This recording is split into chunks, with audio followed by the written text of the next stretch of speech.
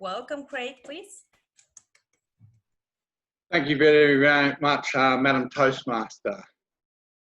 Do you know that kangaroos can't move backwards? The kangaroo can only move in a forward direction, left and right. It's one of only 2 animals in the world that can't take a backward step.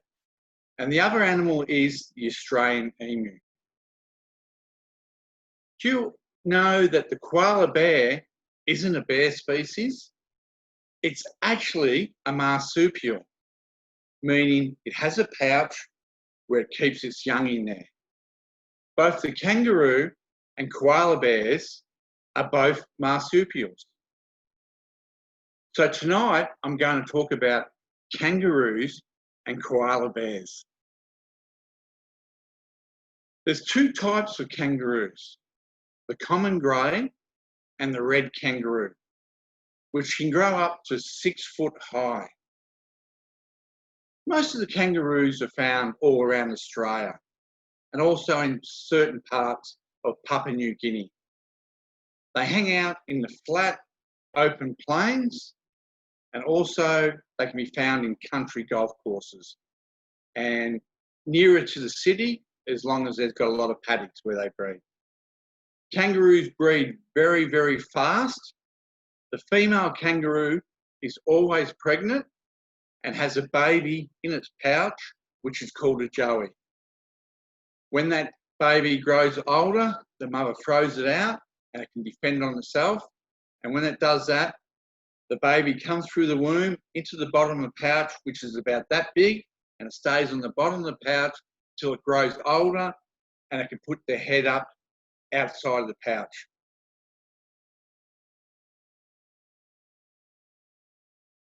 Right, this picture here, how it's hanging outside there. What they eat is mainly grass, but they also eat plants and shrubs when they get a bit of rain. Every year, about 120,000 kangaroos are killed. Some are shot for the meat, which goes into supermarkets, which have about 1% of fat, so they're very nutritious. Also, a lot of kangaroos are killed when they cross the highways, especially at night when the trucks come along with their big lights. The lights stop onto them and they look up to them and they get hit. And also, if you're unfortunate enough and unlucky enough to hit a kangaroo about 100 kilometres on the highway in your car, they will make a mess of your car and probably be a write-off. Also, there's a lot of wild feral dogs that people dump out in the bush and they hunt the kangaroos also. One of the things that I learned about kangaroos when I did the research about this speech is something I didn't know. They're actually fantastic swimmers. And they also have big, powerful back legs for the swimming. So when the wild dogs are chasing them, if they're near a river, they'll head to the river and they'll jump in and they'll swim across the river. And of course, the dogs will follow them and jump straight in without thinking. And dogs are very poor swimmers. And what the kangaroo will do will get a bit of distance and they'll wait for a little while until the dog tires out. And the kangaroo will slow down, let the dog catch up. With their powerful legs, they'll lead over and they'll push the dog under and drown the dog. Then they'll just get on the other side and just take off. So whatever you do, don't get too close to the kangaroos because they're still a wild animal.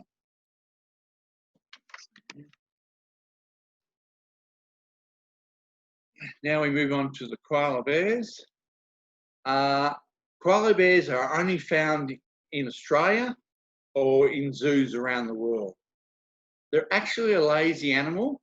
They can sleep up in the trees for approximately 20 hours a day.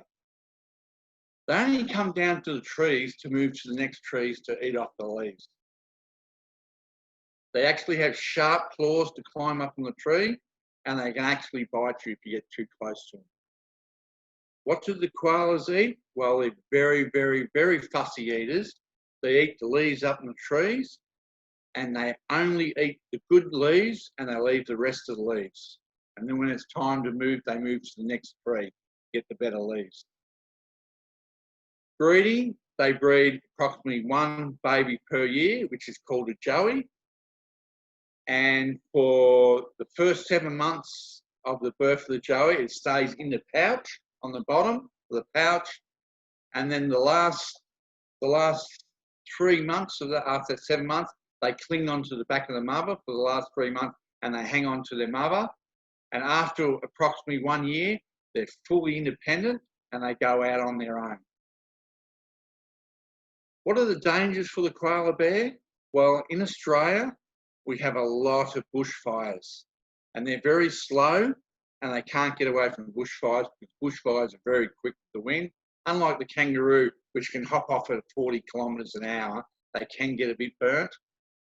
And in 2013, the koala bear caught this sexually transmitted disease that nearly wiped them out, and the Australian government didn't want to know about it until it got onto the world stage and everyone knew about it, and it was a big uproar, and they found a cure for it, and it saved them.